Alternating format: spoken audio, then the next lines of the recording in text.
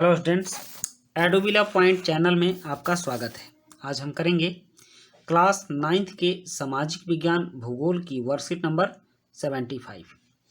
आज की वर्कशीट में हम लोग भूगोल चैप्टर 2 भारत का भौतिक स्वरूप पाठ की पुनरावृत्ति करेंगे। इसमें हमें भारत के भौतिक स्वरूप के बारे में जानना है और यह पाठ बहुत ही इम्पोर्टेंट है। परीक्षा में इससे बहुत से प्रश्न पूछे जाते हैं और आगे भी यह बहुत काम करता है, क्योंकि जीएस में भी इस चैप्टर से बहुत प्रश्न बनते हैं।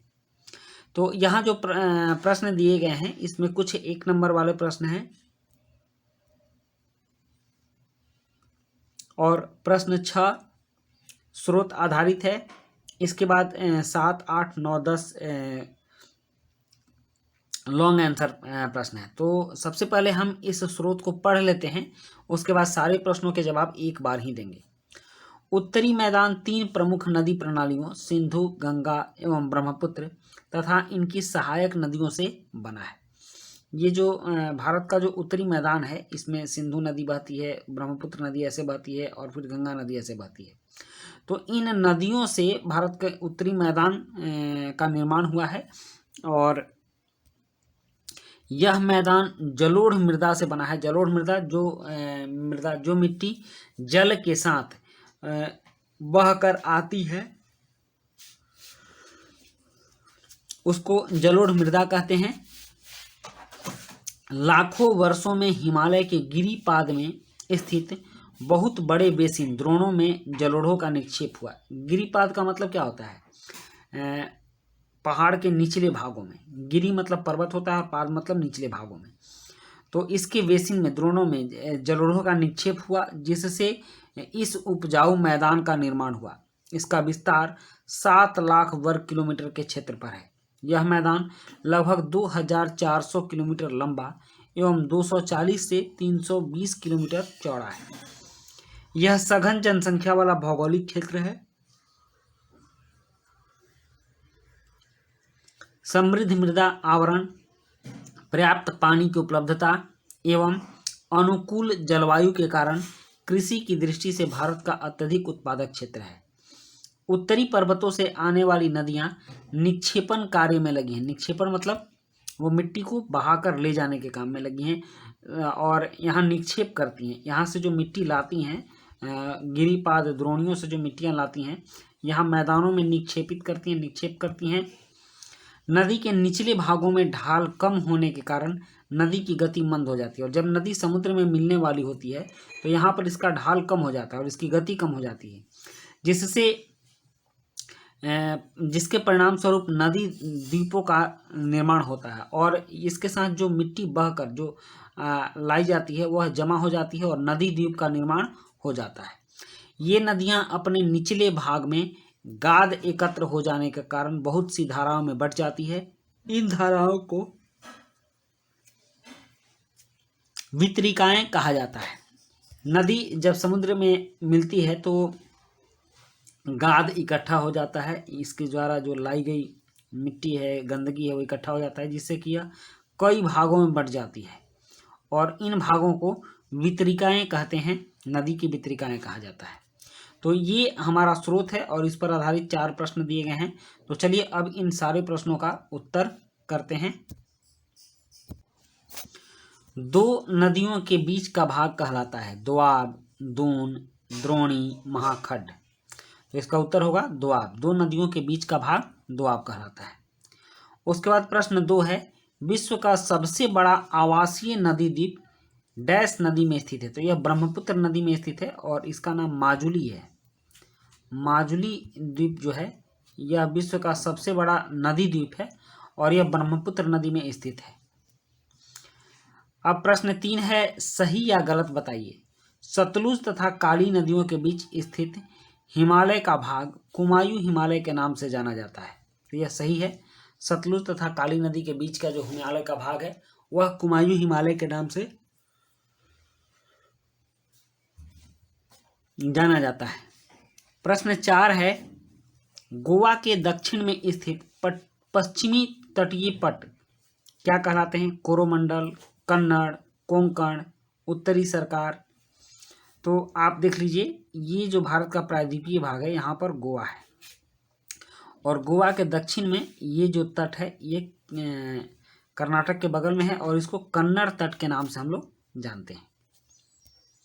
प्रश्न 5, डैश झील भारत में खारे पानी की सबसे बड़ी झील है?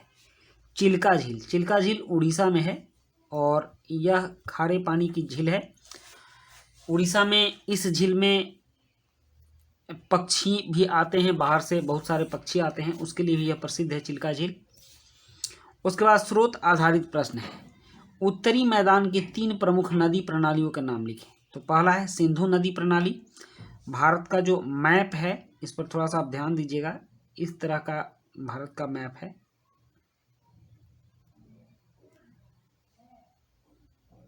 ऐसे। और उत्तरी मैदान जो बना है यहाँ से ऐसे जो क्षेत्र बना है ये उत्तरी मैदान है, भारत का ये उत्तरी मैदान है। तो यह सिंधु नदी प्रणाली से बना है, सिंधु नदी से और गंगा नदी से, और इधर से ये आता है तो ब्रह्मपुत्र नदी से भी बना है। तो इसमें 3 प्रमुख नदियां हैं, सिंधु नदी प्रणाली, गंगा नदी प्रणाली और ब्रह्मपुत्र नदी प्रणाली। उसके बाद उत्तरी मैदान का निर्माण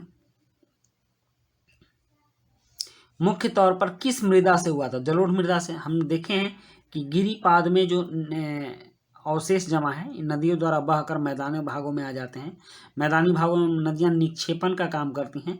निक्षेपण मतलब जमा करने का काम करती हैं। नदी 2 कार्य मुख्य रूप से करती है, एक अपर्दन होता है, अपर्दन, और दूसरा निक्षेपण होता है, नदियां करती हैं।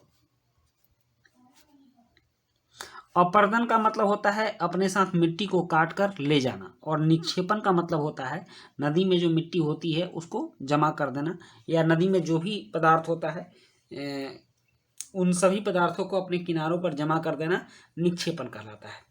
तो ये अपर्दन और निक्षेपण होता है। और उत्तरी मैदान मुख्य रूप से नदियों के निक्षेपण से बना है जो जलोढ़ मृदा से बना हुआ है।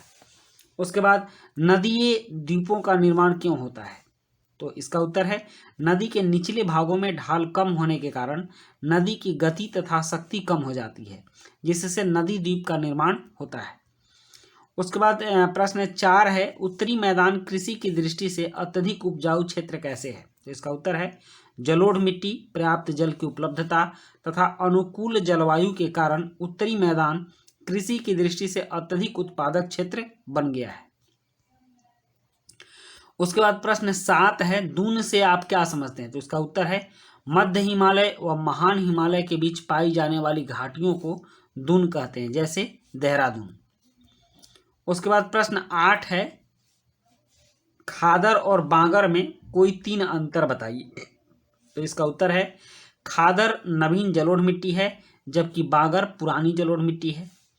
खादर नदी के समीप की निम्न भूमि मतलब निचली भूमि, ये मान लीजिए नदी बह रही है तो ये निचली भूमि हो गई और ये उच्च भूमि हो गई। बागर नदी से दूर की उच्च भूमि है, तो ये भाग खादर हो गया, ये जमीन के नदी के नज़दीक है और नीचे भी है, और यह बागर हो गया, नदी से दूर भी है और उच्च भूमि भी है।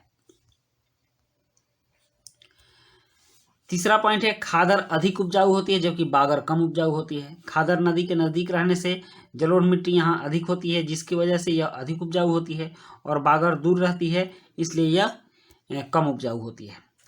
प्रश्न 9 है, प्रायद्वीपीय पठार की प्रमुख विशेषताएं बताइए। तो भारत का ये तिकोना भाग है, यह भाग प्रायद्वीपीय पठार कहलाता है।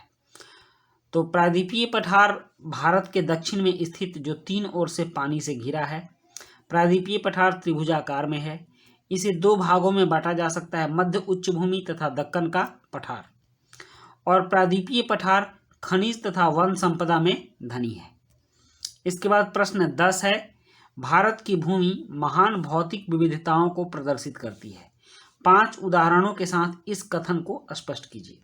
इसका उत्तर है भारत की भौतिक विशेषताएं निम्नलिखित हैं। उत्तरी पर्वतीय भाग या भारत के उत्तर में स्थित भारत की पर्वत श्रृंखला है। यह भारत की जलवायु को प्रभावित करता है तथा सदावाहिनी नदियों का स्रोत भी है। और उत्तरी भारत का विशाल मैदान, यह मैदान सिंधु, गंगा तथा ब्रह्मपुत्र नदियों के द्वारा बनाए गए हैं। यह क्षेत्र बहुत ही उपजाऊ क्षेत्र है। थार का मरुस्थल, यह भारत के पश्चिम में स्थित है। यहाँ वनस्पति तथा जल का अभाव है। उसके बाद प्रायद्वीपीय पठार, यह भारत का सबसे प्राचीन भूभाग है। यह भाग खनिज संपदा तथा वन संपदा में धनी है। तो इस तरह से हमने प्रश्न 10 तक किए जो कि आपके वर्कशीट में दिए हुए थे। इसके साथ ही आपकी ये वर्कशीट कंप्लीट होती है। वीडियो अच्छी लगी हो तो लाइक, सब्सक्राइब, कमेंट जरूर कीजिएगा। मिलते हैं नेक्स्ट वीडियो में। Thank you.